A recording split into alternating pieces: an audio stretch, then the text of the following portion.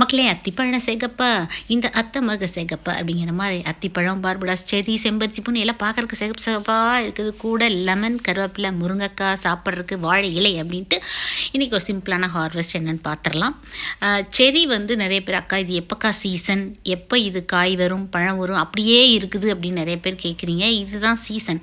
September to January வரைக்கும் இவங்க பூக்கள் வந்து பழங்கள் வரும். பார்க்குறக்கே இந்த கிளைமேட்டுக்கு ரொம்ப அழகாக இருக்குங்க.